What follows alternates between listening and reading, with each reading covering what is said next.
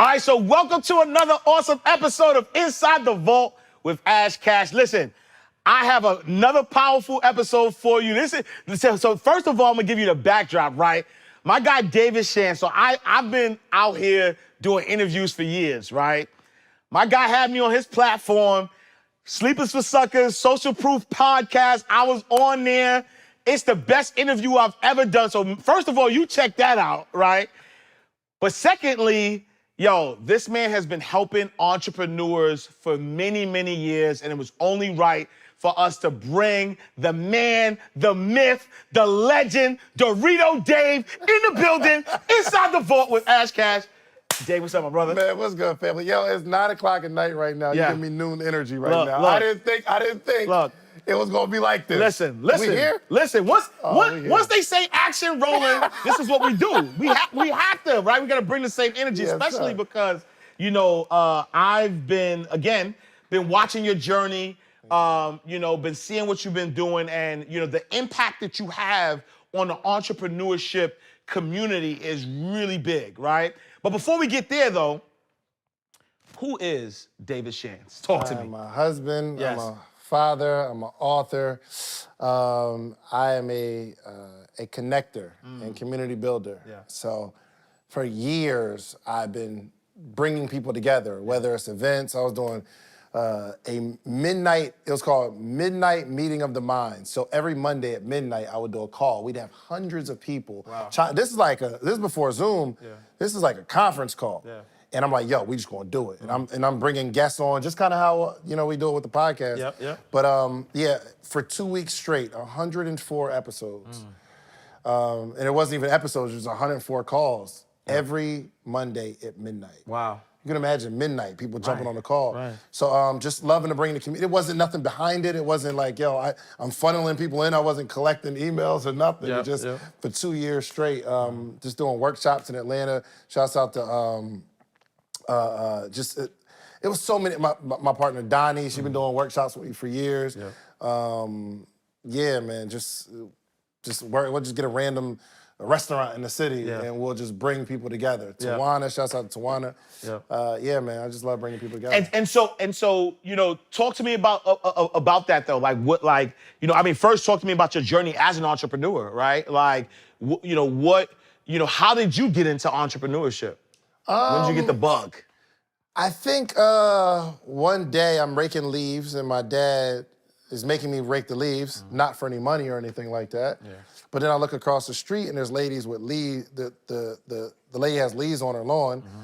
In my personal opinion, I like the way the leaves look on the lawn. Like the colors, the oranges and the brown. I'm like, Dad, we can play football on these. You bugging. Right. Why don't you like the leaves, right? Yeah. So I have this rake in my hand, I finish my lawn and I go across the street and I ask the lady like, yo, knock on the door.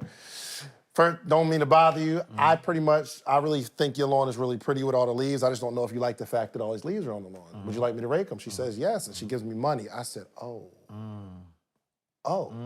I can do something and make money. Yeah.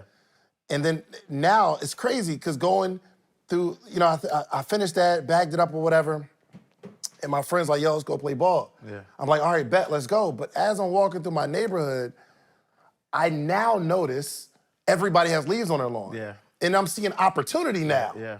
You feel me? It's once I had that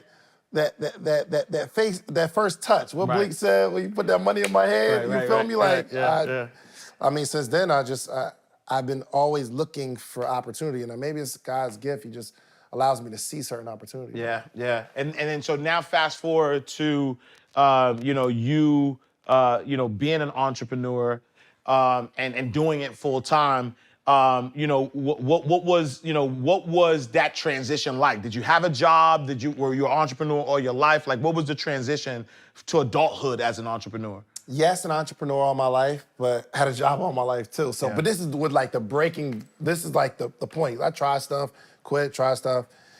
So I was working at Olive Garden and I got fired from Olive Garden for stealing cheesecake, ironically. Then I go get a job at the Cheesecake Factory. Go figure. Right. But I started looking back at my life and I just wanted some sort of stability. And I realized I was never at a job longer than 10 months. 10 months is like my breaking point. So I was at 10 months, at Olive Garden, I think 10 months at Applebee's before then. I was at Circuit City for 5 months. I don't know if you remember Circuit City. And I said, I'm going to make a proclamation, is it? I'm gonna dedicate myself to at least getting to a year. I'm gonna stay here for a year. Because as an entrepreneur, you always looking for the next opportunity, or like, yo, I hate this job and I'm out of here. So I got the job initially, still knowing that I'm gonna be an entrepreneur, but I said, I gotta practice committing. So I got to my 12-month anniversary and I was like, yo, it's my first time actually staying at a job for 12 months. And then 2 years, then 3 years, and 4 years. Not that I ever got complacent, but I was proud of the fact that I got over this inconsistency. So from that point, I started this t-shirt brand, Sleep is for Suckers, where I was at the Cheesecake Factory for 6 years. The last 2.5 years, I started this brand, Another Story. Y'all good with stories? Y'all all right? I got mad stories. So I'm at the bread station one day, and I'm cutting bread for my tables, and this girl comes up to me. He's like, yo, where you want to celebrate your birthday? Because my birthday's coming up. And I was like, well, I don't know. I ain't really think about it. She said, let's go back to the club we went to last year. Everybody came out. Everybody chip in, get bottles and all that. I'm like, let's do it. She said, okay, bet. I'm going to go tell everybody this Saturday, we go after our shift, we going out for your birthday. And I don't know if you ever seen one of those movies where it's a scene going on, but then they kind of narrow the light into the character and everything else gets black and they start playing this music. I felt at the bread station that was happening to me. Because I'm like, yo, I'm about to celebrate my birthday with the same people that I celebrated with last year, with nothing wrong with that. But I'm celebrating with the same people from the same job. Nothing wrong with that either, 12 months later. But I get in my car to go home and I take out, it had to be like $130 in tips. I put in $130 in the ATM. And the receipt says I got like 90 something. Meaning I was in the negative.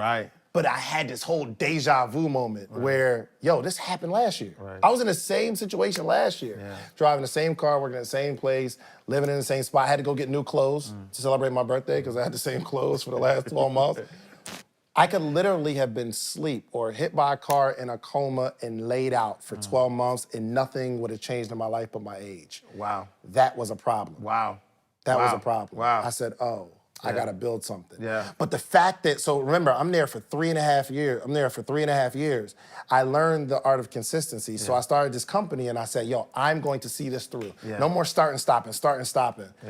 And 2.5 years later, I was able to quit my job and open up a kiosk in the mall, 2012, 2013. And you quit your job from the shirt brand. Factory, Okay. Because I set this quit number. I'm like, if I can get to a certain amount consistently for 3 months, I'll quit my job. So it took me a while to do it, but I said I'm not going to quit because I'm in this sticking and staying vibe right now. If I can hit this number for 3 months straight in my side business, I'll quit. So I hit the number in October 2012. Wow. And then now you're running, your business full time, right? You said you have a kiosk in the mall. Talk to us about that journey as an entrepreneur, as a full-time entrepreneur now. It's different. When you first become a full-time entrepreneur, you think you're just gonna have all this extra energy, you're gonna grind. It's just a long day. Absolutely. But the good news is my transition was, it was October 2012. I opened the kiosk because I'm making this money from these T-shirts out of my house. People come into my house. And that's the problem. People want to come pick up clothes. Then I had like the backseat boutique in my Altima. You know what I'm saying? So I'll pull up on you. And I'm like, yo, if I'm making this amount of money out of my trunk, out of my house, bro, that joint was insane. I'm at work at the Cheesecake Factory. My boy like, yo, I'm going out Friday. I need a T-shirt. I'm like, all right, well, they in my trunk, but I'm on my shift right now. So I'll refill their drinks, go to the back, text my boy like, yo, come in about 15 minutes. Just let me know when you're outside. Put my joint back in my apron, go get my food table, give it to him, make sure everybody's straight, run outside after my boy hit me, give him the shirt, come back, make sure everybody good. It was crazy. And then I was able to just leave, man, and I went straight into the kiosk. So I took all my money and I got this kiosk because you got to do first month, last month. So it's $2,000, $2,000. So I have to give them $4,000. Then I got to get inventory. Then I got to get insurance and all that kind of stuff. I had no bread. First day as an entrepreneur, I'm at the kiosk and people started showing love, man. They really showed out and supported. But that lasted for about 2 weeks because everybody's excited. Right. But now I gotta stop relying on my warm market. Yeah. And I gotta really hunt in the mall Yeah. and like really get this bread up. Yeah. You know what I mean? Yeah. So if y'all ever walking in the mall, okay, I know y'all try to ignore us. Yeah. You know what I mean? You try to not make eye contact with the mall guy. Right, You know what I mean? Don't do us dirty like that. Right. They got a story, but it worked out, man. So kiosk 2012, opened another kiosk upstairs in the same mall, 2013, opened a store in South DeKalb Mall in 2014. Yeah, man, that's when I wrote my book. Wow. And now, do you still have that business? I have a kiosk. I have one kiosk, yes. Okay. I'm not even gonna tell you all the story. It's got mad stories, but I lost the store a few months after I opened it. So I put 30 grand into the store, and a bigger store wanted to take my spot, and they just pretty much big homie me out of it. Wow. And the mall wanted to move me to another location. I'm like, I ain't got another 30 grand to build this one out. Right. But it was a blessing because I've been trying to write my book for a long time. Yeah. And when I lost the store, that's when I had more time to write my book. Me writing the book got the foreword from Eric Thomas, and it's just a classic. Dreams are built overnight. Dreams are built overnight. Just going to pick that joint up. Yeah. But that was the time I wrote the book, and then I started teaching on the stuff in my book, and then I started speaking, and it's just been better since then. All right, and then take us to that, right? So, you write the book. You're speaking, you're teaching, you're putting on events now, right? You have event spaces. Talk to me about that journey, and then I want to go back. I want to go to mindset though, right? Because you do something very unique as it relates to entrepreneurs and mindset. But take us through that journey of you writing the book. What makes you say now, I want to start teaching entrepreneurship. I want to start, speaking and putting events together. The goal line moved. You know what I mean? So when I'm working at the Cheesecake Factory, the big goal was making $100,000. Yeah. I'm like, yo, how can I make $100,000? That would change my life. Yeah. I'd be rich. I'd have a Lambo if I was making $100,000 a year. Right. And you get it, and you realize it's not as satisfying. One year I made $250,000, $250,000. It was like $270,000. And I actually walked home with like 35. And I'm like, oh, 6 figures ain't right. It ain't as cool as they make it look on the gram. Right. So it just moved. And I'm like, all right, well, how can I make $500,000? And I'm start calculating it. I don't know if I could do it with $25 t-shirts. Right. But if I was to make $40,000 in one day, and I kept doing that from events, things of that nature. So I would say the progression came from hitting the immediate target, and no matter whatever that target is, if you have that target long enough, that will no longer be the target, and you'll want more. You'll want another target. You know what I mean? So I think that's why even in marriage, like I've been married for a few years, you want to get married. I got it. And it's beautiful for a good 3 weeks. And then it's real relationship stuff you got to deal with. Yeah. So not only do I want to be married, I want a happy marriage. Right. Okay. Not only do I want a happy marriage, I want a prosperous marriage. Absolutely. Okay, we got a prosperous marriage. How can we help other people that went through what we went through? And then the mission just continues to change. So I feel like if we have these milestones that we hit, we'll continue to hit milestones, and we'll just look up one day and we're here. Right. And so if I hear you correctly, the point or the goal or the mission is never, it's not a destination, because once you hit that destination, there's something else, right? And so make sure that it's the journey. I'm mature enough to know. I know the thing that I want right now. Yeah. I won't want it as much after I get it. Yeah. I just know. Right. I mean, from years of dating. Right. Right. Chilled out. You know what I mean? Like, but I mean, anything. Yeah. You get that job, you get that promotion, then it's cool to put it on your Facebook, but you're like, this is something else. Now I know that. Yes. And I'm saying, like, this ain't my end all be all. This is my next immediate goal. Yes. I'm gonna get to that, and then I'm gonna move to the next. Something else. Hey, peace and blessings, family. It's Ash Cash. If you're an entrepreneur, coach, or service provider, nothing can boost your business and credibility like the instant authority of being a published author. I am a former 15-year banking executive, and it wasn't until I wrote my first book that I started to see a boost in my business. Now, I've been an author for over 10 years. I've sold over 70,000 books, all independently. I have 4 bestsellers, and my books have been featured on every major media outlet you could think of, all without hiring a publicist. I've coached hundreds of self-published authors on how to write, market, and sell their books the right way, and I have many authors that I've helped become bestsellers and even helped some make 5 figures before they even launched their book. I've been getting a lot of requests lately for book coaching since I revealed that one of my clients, Julian Gordon, made $111,000 in 2 months pre-launch on his new book. So I created this new program that is breaking down everything that you need to write, publish your book in 90 days or less, and also all the secrets on how to sell massive books as a self-published author.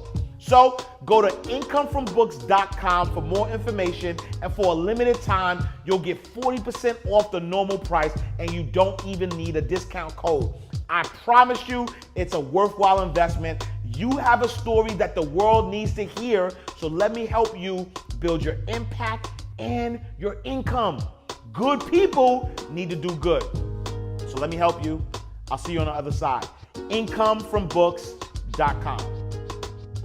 And so now mindset, right? Because I know that without the proper mindset, nothing is prosperous, nothing successful. And I remember, being a banker and being given different type of assessments to kind of see, if I had, what type of leader was I, right? And you do something similar, as it relates to entrepreneurship, right? The DISC assessment. Talk to us a little bit about that, and why is it important for entrepreneurs to know, right, their assessment, like who they are? Oh, it's amazing. So one, it's not just the DISC. So we do advanced insight. So the DISC is the DIS and C is just your preferred behavior style, how you tend to show up in the world, right? So you got your high Ds that are like aggressive. They see something, they go straight at it. If it's a problem, I go straight at it. I had a friend in high school. If he heard somebody was talking about him, he's gonna approach him and he's gonna punch him in the face. It's not a whole lot of conversation, not a lot of deliberation. I'm going straight at it. And that's an awesome trait for an entrepreneur, but it can also kill you because you start chasing stuff. Like you just wanna start killing something. But then you got the I, which is the how you tend to interact with others. You got your high I's and your low I's, whatever. That's the behavior style. But the deeper level is the values, what motivates you internally. So some people are motivated by economics, and the economic motivation is incentive. They're driven by incentive. So you got to give somebody that's a high economic a target to reach. They have to have you have to give them a carrot to run after. If there's no incentive, they're not going to run after it. Also, competition. So we are in the same space. We're in the same. On the same network. But I know, just like, and I never asked you, but you looking at my numbers just like I'm looking at your numbers. Without a doubt, Because I know you are high economic, right? Yeah, so it's not like, I gotta beat him, but I gotta beat him. But what happens is, if he's trying to beat me, I'm trying to kill his numbers. If we interview the same person, I need my numbers to be higher. But we're both growing because we're both going harder. You feel me? Yeah. But some people aren't motivated by that. Yeah. So some people are trying to motivate other people by dangling a carrot in front of their face, but they're high altruists, where their motivation is helping other people. There's 7 motivators. So I can say, Ash, if we hit this, if you hit this goal by this particular time, I give you a $100 bonus. If you're high economic, you're going for it. But if you're not, if you're like a high altruist, I might be able to incentivize you by saying, if we hit this number by a certain date, you pick a nonprofit, we'll fund it. And you're like, oh, word. I'm going Let's hard. go. So we got this, the behavior, then we got the values, which are the motivators, and then the attributes without, because we'd spend 6 hours in here doing this. But in what order people's brains process information. So. And so for entrepreneurship, like why can't you just not know that information and just, because you always hear, right, to be, a great business, you have to solve a problem, right? And so find a problem, create the solution and go out there. Like, why is it important for an entrepreneur to know their motivators, their attributes, and things of that nature in order to, be successful as an entrepreneur? Because they did a study of, I think it was 97,000 high performers, like people that are killing it in their space, because they're looking for the common thread between, okay, what do all of these people have in common? These high performers, people that are killing, what do they all have in common? Are all of them driven? Are all of them motivated? Are they all great communicators? Are they all great leaders? They didn't find none of that. What they did find, though, is two things. Self-awareness and a high level of authenticity. Self-awareness meaning I know what I am, but more importantly, I know what I'm not.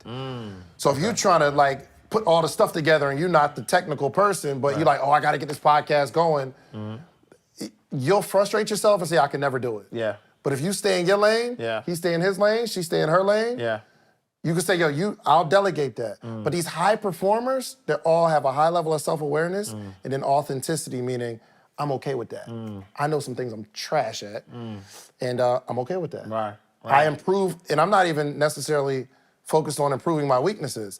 I want to improve on what I'm awesome at, and I'll delegate the things I'm weak That's a bar, right? Because once upon a time, I was one of those folks that was like, all right, I know I'm weak here, so let me focus on that. Or, right, I know where I'm awesome at, let me just get better at that. And as I get better at that, I could pay for somebody to do that. Shaq at the like, come on, you shooting 100 3-pointers Right, for what? No. Right. Get down there, get busy, keep working on this shit. Exactly. Yo, we'll find somebody for Right, that. exactly. I love that. And then so, right now, some people call it the pandemic, some people call it the bandemic, right? It depends on what lens you're looking at it at. As somebody who, works with entrepreneurs, if there's an entrepreneur looking at this time currently, with the lens that, they don't know what the economy is going to do, they're trying to figure things out, what advice do you have for them? Man, just get in a community of people. I think the ideas flow in a community. Try something, like whatever it is, and don't be super attached to the outcome. You know what I mean? I just think, like, why not? Why not get super attached to outcomes? Because you can't control the outcome.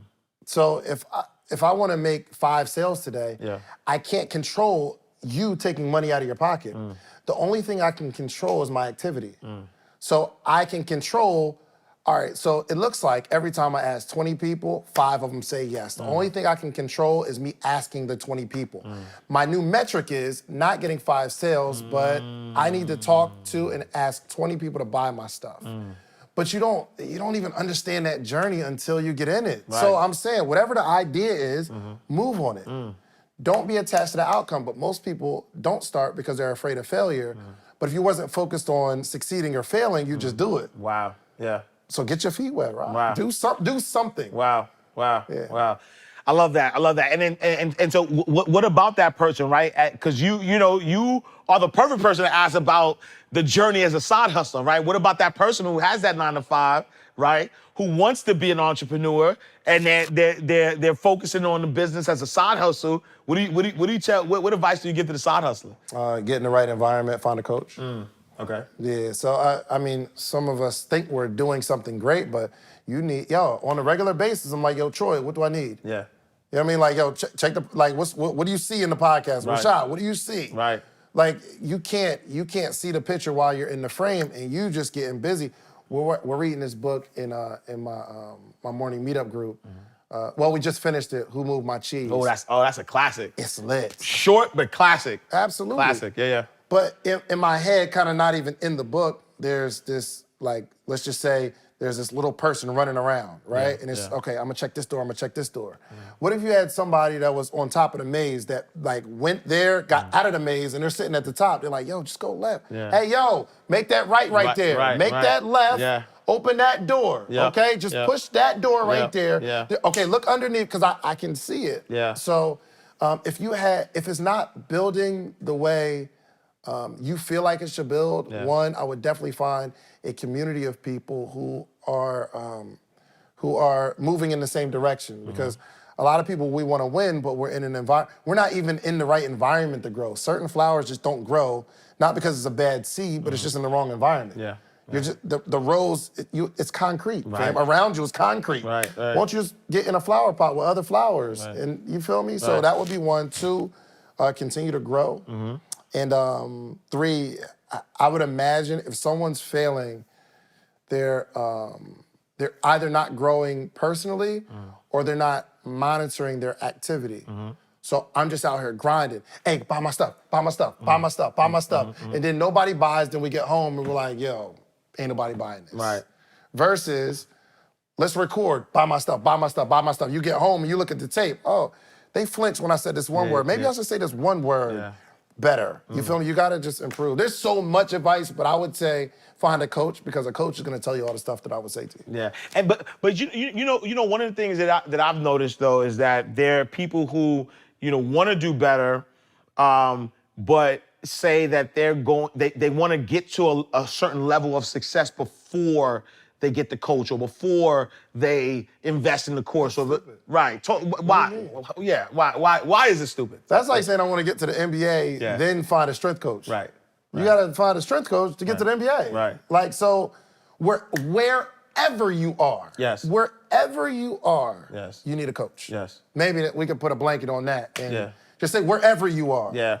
People that are, you're just starting, find a coach. Yep. And it don't even necessarily gotta be somebody that you pay all the time. I advise you pay somebody because a lot of times if you pay somebody, the coach is obligated. Right. A mentor, I can give somebody some advice.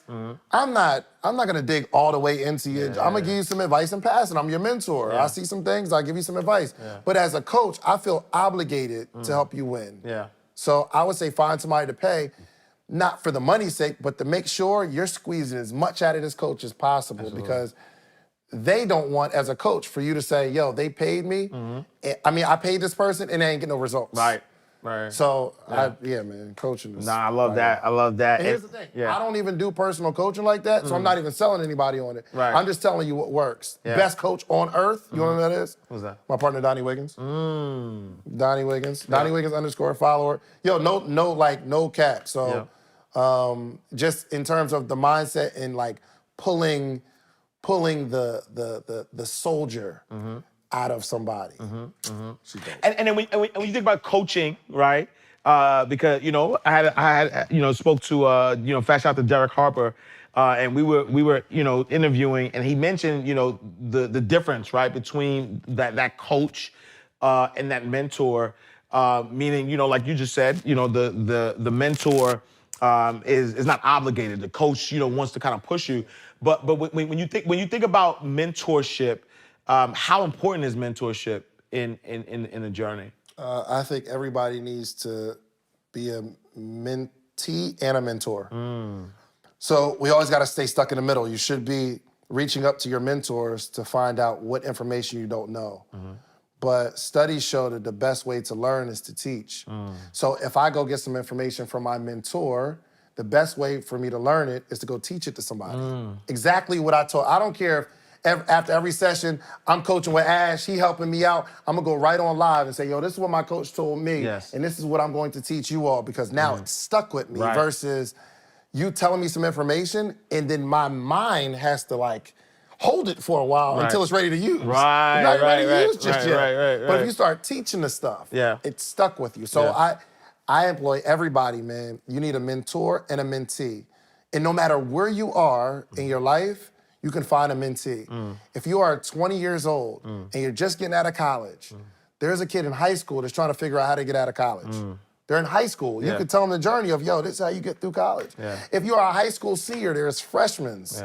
You go find a college student, you learn from them, then you say, yo, listen, y'all, I'm about to give y'all some free game, freshmen. This is what I taught. This is what I learned. And it helps you apply it. So I think it's vital to not only learn, but teach and keep that process going. So I'm always learning, I'm always teaching, always learning, always teaching. No, I love that, love that, love that. Hey, it's Ash Cash. Are you new to entrepreneurship and struggling with having to figure out everything by yourself? I want to tell you about the #1 entrepreneurship community in the country. Sometimes just being in the right environment can make all of the difference in the world for your mindset, your work ethic, and your results. This entrepreneurship community is called the Morning Meetup, and it's led by my guy, David Shands, who is an amazing entrepreneur. So, the Morning Meetup is a group of entrepreneurs who meet every single morning to make sure that they're getting three things right: information, activity, and environment. There are so many brilliant and ambitious people who simply need access to the right information to really start moving forward in the right direction.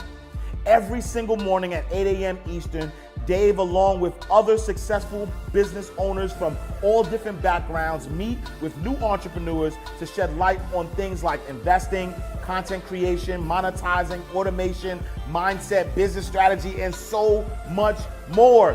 To stay sharp and grow as a group, they select a book, then read a chapter each day, briefly discuss their takeaways from that chapter as a part of the daily meetup. The best part is that this community is really big on not solely just getting the right information, but making sure that everyone in the group is doing the right activities to stay on track towards their goal. Dave has done a tremendous job of creating and fostering a truly unique environment for entrepreneurs to receive high-level mentorship and accountability. To get a week access pass for just $1, head over to themorningmeetup.com/vault. You'll be able to join the community and get access to daily coaching, participate in the morning question and answer sessions to get all of your questions answered, and meet hundreds of driven entrepreneurs. So go ahead, go to themorningmeetup.com/vault. It's only $1 to start, and I promise you, you will see value immediately. All right, tell them Ash Cash sent you.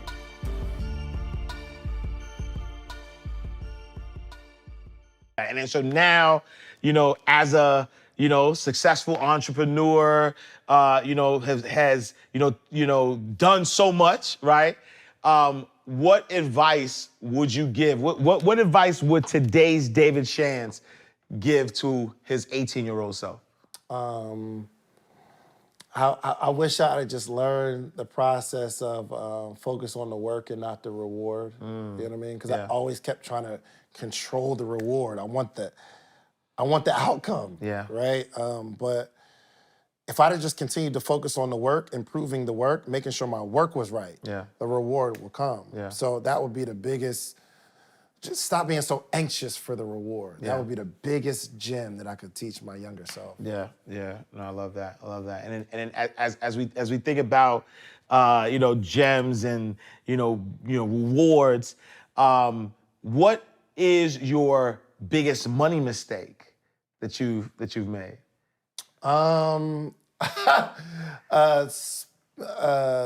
My spending keeping in tune with my earning.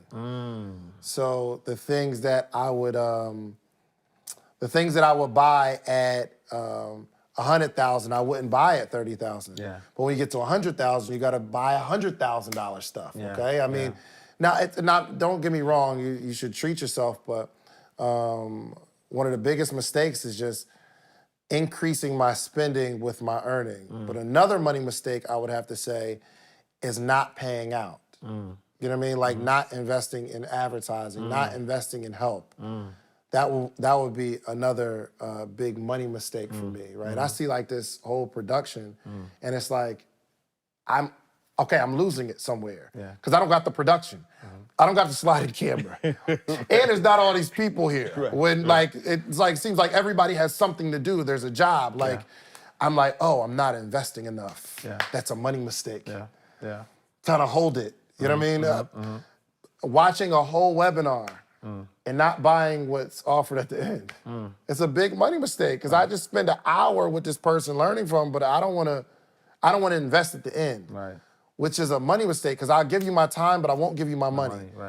Right now I'm at a point I'd rather give you my money and not give you my time. Absolutely. Right? So my toilet broke and my wife is like, yo, you need to fix the toilet. I don't know how to fix the toilet. And I'm sure she's thinking, yo, my man is supposed to fix the toilet. I don't do that. Think about this. I'm gonna go, first off, I'm gonna be on Google. Yeah. And then YouTube, trying to figure out how to fix this toilet. Right.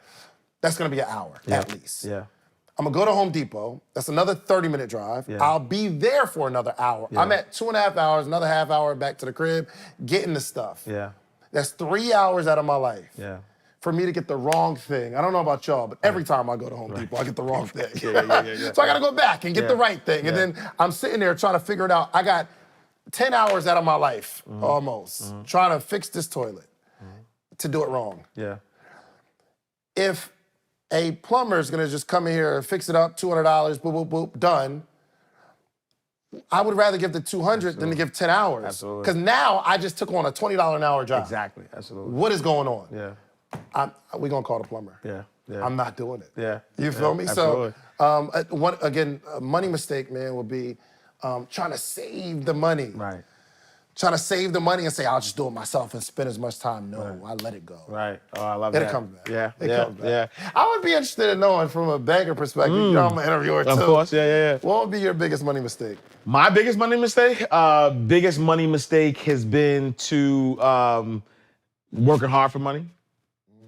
You know, similar, right? You know, similar concept in which I'm giving money more value than I'm giving my time, right? And so coming from where I come from, that's what is drilled in your head. You gotta work hard, you gotta work hard. And almost to the point where if you're not working hard, you're not doing it. Even if you're making money, it's weird, right? Yeah. And so for me, I would give up money opportunities, meaning that knowing that I could just, like you said, pay for something and multiply my money, I felt like I had to grind, right? Sleep is for suckers. I had to grind. Yo, I'm telling you, know bro, what I'm that saying? was my whole That's thing. it. Like, grinding used to be super cool. And you Absolutely. feel accomplished. Exactly. Y'all been out grinding all day. Exactly. Is it really Is that it really? cool? Yo, Absolutely. but you know what's Yeah. crazy? Yeah. So, in looking back at like all my grinding days, I'm out with the t-shirts and I'm selling them, grinding out. I'm like, yo, look at the grind. We out here. Yeah. We getting to it. Yeah. And I now looking back, I made very little money. Yes. I made very little money. Yeah. But and the grind changes. It's like the less you work now, Absolutely. Yeah. the more money you can make. Absolutely. Yeah. You feel me? Yeah. Imagine all the hours you're putting into the bank to make X amount of money. Exactly. Yeah. But now we could do a 1 hour webinar Yeah. and go crazy. Yeah. Make 20 grand, 30 grand, 40. Yeah. We could sit here Right. for an hour, Exactly, bro. yeah. This video, Yeah. okay, I'm gonna tell you right now, today, your video has made me, I think it was $3,200. Yeah. $3,200 on YouTube. Yep. Now I haven't even looked at the audio, but I'm just talking about YouTube. Yeah. We sat down for an hour 1 and some hour, change. yeah. $3,200. Yeah. Yeah.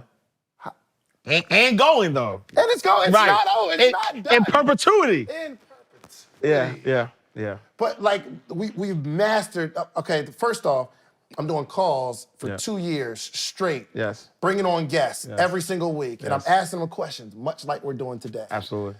I'm doing events. Me and my homie Tawana Carter, shouts out to Tawana.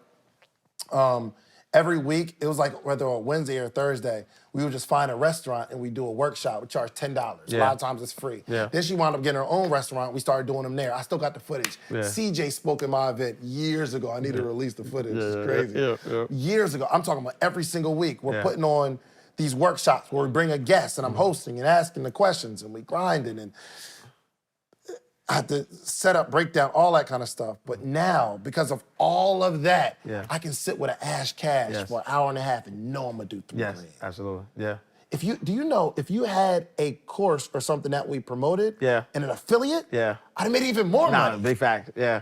Which I was kicking myself because we talked about that before, but that's, it's all good though. Yo, yeah. did you do Matty J I interview? did. Yeah. Oh, Maddie- so by the time this one comes out, we dropping Matty J. The other day, for the last 30 days, Maddie dropped me off $9,600. Yeah. $9,600. We sat there for an hour and a half. Yeah. And I don't even have the numbers on his YouTube. Right. But an hour and a half. Yeah. Only because we see it now. Absolutely. You know what I mean? Yeah. Like everybody's on Clubhouse, Yeah. everybody got their podcasts, and people are.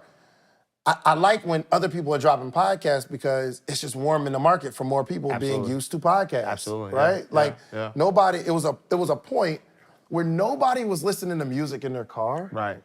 But now you can't go nowhere without listening to music in your car. Listen to music while you're working out. Yeah. The same thing is happening. So the people who have something to say, a voice. Absolutely. People are addicted to it. And look, I'm not working out unless I got my favorite podcast on. Right.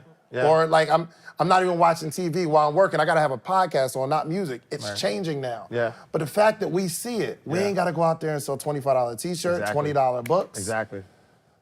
It's the content, right? And so, that's what I'm saying. I'm like, so now I realize, like, whoa, I was grinding instead of just creating content, right? Doing the work one time and then being paid for it. And so, I'm happy now that I've gotten that gem because now, like you said, affiliates are crazy. Oh, affiliates are crazy. Yeah. So yeah. he has obviously the Toro Court. For one, it's phenomenal. Yes. And he's taking care of the people. Yes. But it just rolls. Yeah. So we can have a podcast. We can do it for the love, the likes, or whatever. But there's a business behind it where you don't have to work as hard for the money. Absolutely.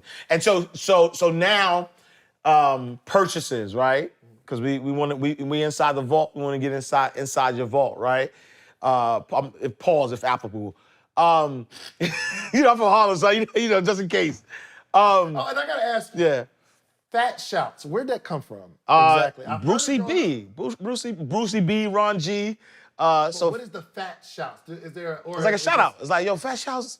Where's the fat come from exactly? Do you know? I don't know. It's like I think it's more so like it's like big. It's like it's fat. Like it's like big like big shout out. Like yo, Fat Shouts. You know what I mean? Like yo, Fat Shouts to such and such and such. So Brucey, because you say it a couple times. Yeah, I don't really. I get it, but I'm sorry. Go ahead. No, it's all good. No, it's Fat shout to Ron G, Fat shout to Brucey B. So when you listen to a mixtape, they be like, yo, Fat shouts to such and such. And I've been hearing it growing up, but I'm glad someone explained it. That's what's up. You bigging them up, right? So purchases, right? What has been the most extravagant purchase you've made? Most extravagant purchase is it'd probably be this watch that I'm wearing. Yeah. It was 50. Yo, y'all pressuring me too. I just want to put that on record. Yeah, pressure's on. Y'all pressuring me. I'm about to give you how this got to my wrist. Troy, Rashad, like y'all. That's too and much this was pressure. junior varsity. Yeah. This was junior varsity. Yeah. Trap, Troy, they got that joint's the press. Okay, but anyway, so it's 15,200 plus tax 16,000 or whatever. Yeah. And I saw it, and Nia. I got stories. Y'all go with my stories. Yeah. So we had him 500's house, and Neo had the Rolex on, and I'm like, man, that's a nice watch. What did it run you? He's like, my joint's like 12 something like. And then Marcus comes around the table. He's like, yeah, I just picked one up the other day. And then Jason, Mr. 2 Weeks Out, he got a joint, and I'm like, what's your joint cost? He said, my joint's about 50. I'm like, 50,000 on the watch? And then Alex come around. Yeah. We all at this time, and Alex come around the table. He got something crazy. And I'm like, what that run you? He said, about 40 something, 60. So he said a number, and I'm like, ooh. Yeah. So me and Matty J look at each other. We like, yo, we gotta get a watch, because we got the Apple joint. Right. And I was cool with the Apple Watch until I got in that environment. Absolutely. Environment is key, it'll stretch you. Yeah. So I'm sorry, I'm looking at him. The presidential joint is 60. Yep. Not there yet. But I see this joint and I like it. Yeah. I like it. It's the Datejust gold joint, whatever. Yeah. And I said to myself, I still can't see myself going to get $15,000 and just buying a watch. I just can't. I don't know, especially what I know about real estate. I can get a little house or something in a small town and buy it. So what I said to myself was, I'm gonna do something outside of what I normally do to buy the watch. I said, yo, I'm gonna put on an event. I wouldn't normally do this event, but I'm gonna do the event, and the money that I make from the event, I'm gonna buy the watch. Ooh, I like that. So I did the content creation boot camp, and the first, it was like $1,200 tickets or whatever, but wound up making $30-something thousand from that event. I took the money, went and bought the watch. So you gotta get you one, but here's what I would do. I would do something special outside of what you would do. Absolutely. Like, yo, you know what, team? We about to do this how to podcast webinar. Right. Or we gonna put the book joint together or something. Right. We gonna create something to pay for it. Yeah.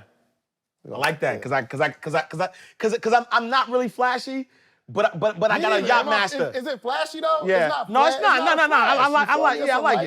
it. I like it. But I got the yacht master. I've been looking. The yacht master's nice. Okay. 32. 32? Right? Yeah. But you know, it's silver, got the. I feel like being on the network, it's a part of. Donnie even got her a joint. Oh, she went, the other day. Oh. We was on the pod talking about it, and she like, all right, yo, I'm just going. So yeah, it's too much pressure. It's too much pressure. We all on the network. It's about that. Pressure. All right, yacht master it is. It's like the Rockefeller chain. No, exactly. Right. It's all good. And so what has been the most impactful thing you've done with money? The most impactful thing Did you buy a building though?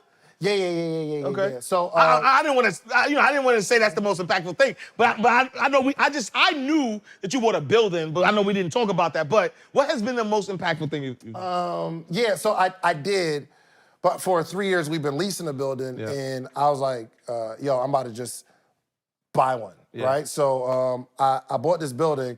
We haven't been able to pack anybody yet because we're still waiting on permits and all that kind of stuff. It's been like 4 months, and 5 months. It's just ridiculous. But we're working on that. But the most impactful thing I've done with money is take all my mom's bills.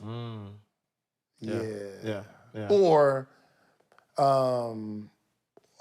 for a long time, we did this Black Wall Street tour, Black Wall Street High School tour, where we'll bring Black business owners to the schools to talk to the kids about entrepreneurship. Because somebody was telling me about Black Wall Street. I'm like, really? Yeah. All Black businesses in this one area? And it got bombed crazy. They're going through the story.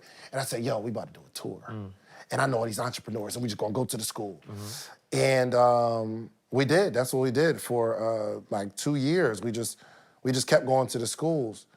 But I say that's one of the most impactful things I did with money because I didn't charge for it.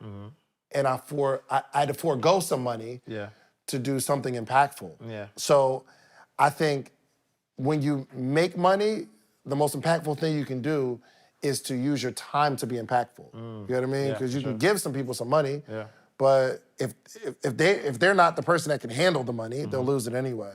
So I think we've done a lot of impactful things with time, with money, just making sure people around me are straight. Yeah. Okay. Oh no. Yeah. So I have a nonprofit, and I funded it myself, but it's called the Entrepreneurship Foundation. And what I do is, and I only did it twice, but I'll take the money and I'll invest in a youth entrepreneur. And so shouts out to my homie Layla.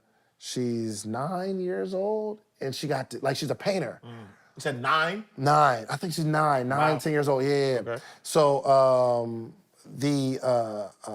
she's a painter, and she's like, yo, I want to kind of put this on apparel and stuff like that. I'm like, all right, bet. This is what I'm going to do. I'm going to fund your first run of shirts. So I connected her with the designer. We digitized it, all that kind of stuff. I give her the money for her first run of shirts, but I'm fully expecting her to pay me back. So after you get these shirts, I need you to sell some shirts and give me my money back because I'm trying to teach that ain't no handouts. Right. I will give you a loan. You could lend against it. Yeah. But you got to pay that back. Yeah. Because if she gets older, if I give her money now and she gets older and she makes the money and doesn't pay me back, she'll get a credit card later, use the money, and not pay it back. So I'm trying to teach something here. But I took the money back, and I kept reminding her, yo, I need my money back. So I took that money when she paid me back successfully, and I invested in another kid. That kid gave me my money back. So I'm always looking for these kids to invest in. That's awesome. And That's awesome. That's awesome. Tell me a money myth. Right, so money doesn't grow on trees. You gotta work hard for money. Like, dispel a money myth, right? Something that some people think about money, but that is actually not true. You should save money. Wait, I don't know. You might get some people to attack you. You gotta explain that. A money myth is you should save money. Why shouldn't you save money? You're saying don't save money.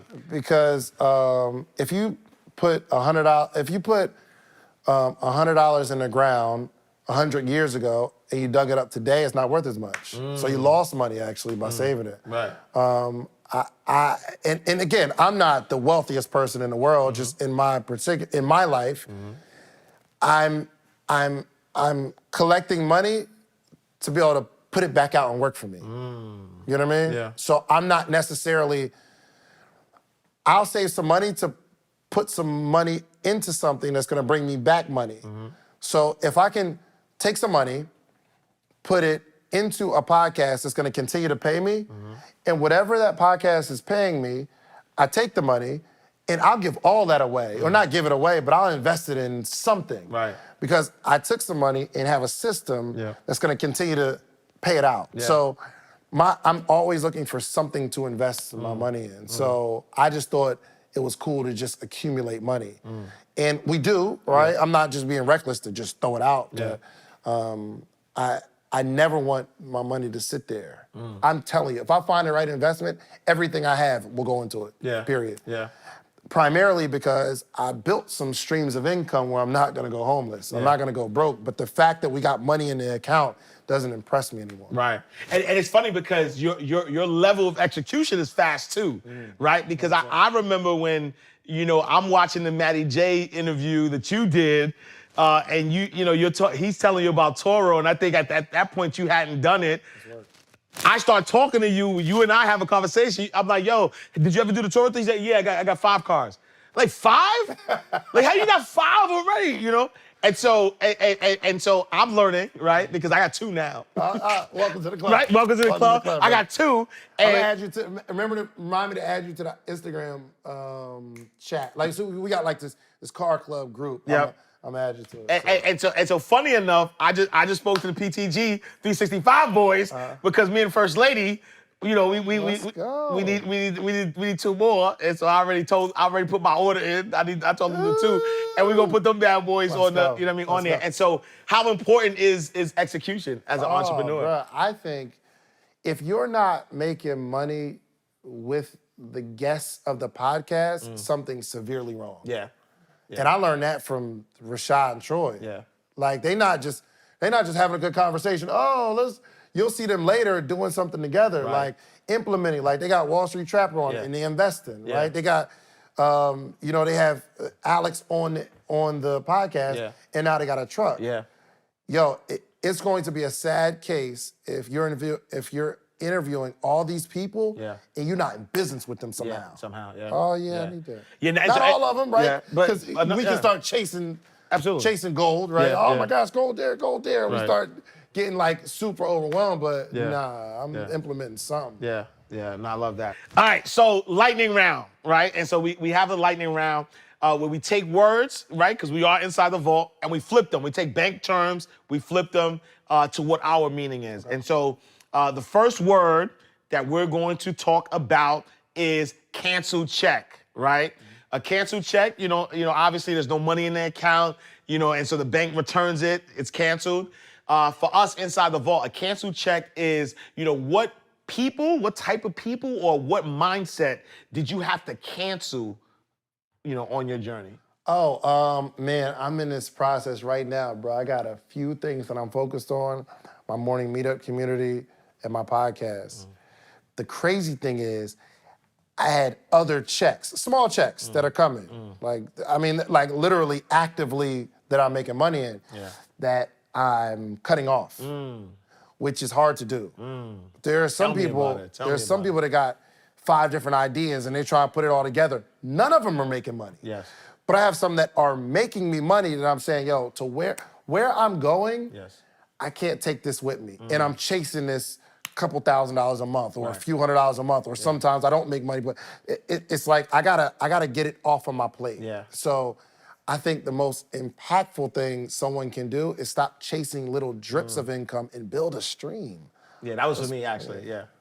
Because like literally, right? Literally, I have things that are making me money that I really don't want to focus on anymore. And I know that if I zero in on this one thing, that I could increase my income exponentially.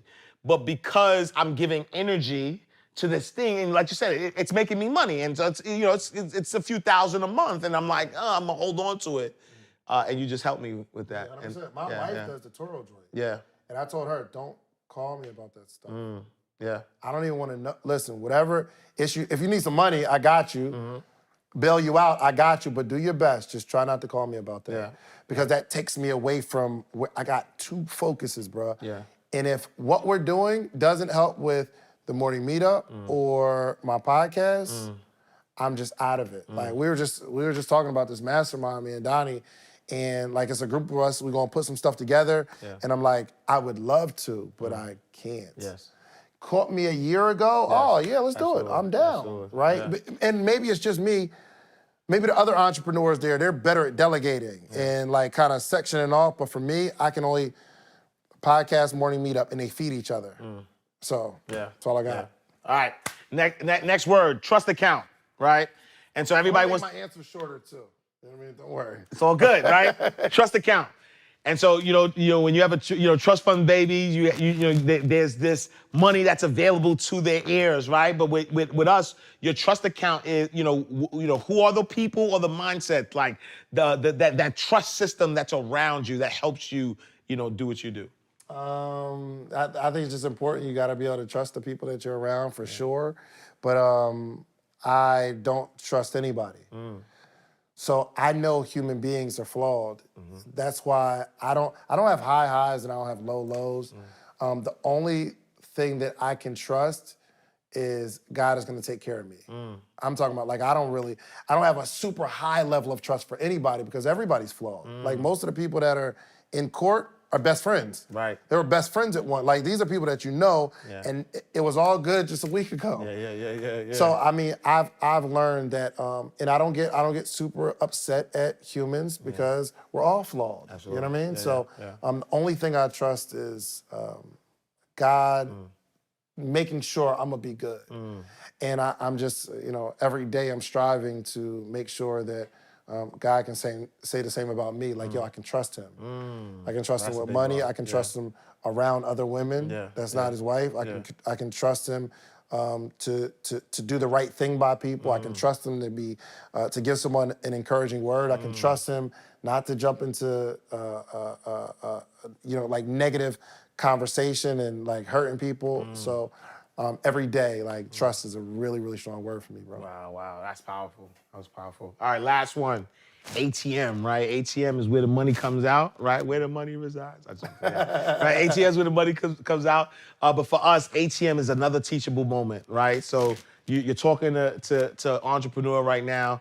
Give me another teachable moment that you learned during your journey. You have to have more deposits than you have debits, for sure, if we're in the vault, right? Yeah, it's a bar.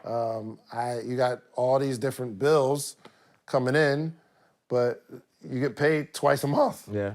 Something's off. Yeah. You spend money every day and you get 2 hits every month. So I think it's really important to let's start thinking continuity. How can you get someone to pay you over and over again on a regular basis? Or how can you do something that's going to pay you over and over again? An artist writes a song, they write it once, but it pays them over and over and over again. Yeah. When I was selling a t-shirt, I sell the t-shirt, I get paid once. Right.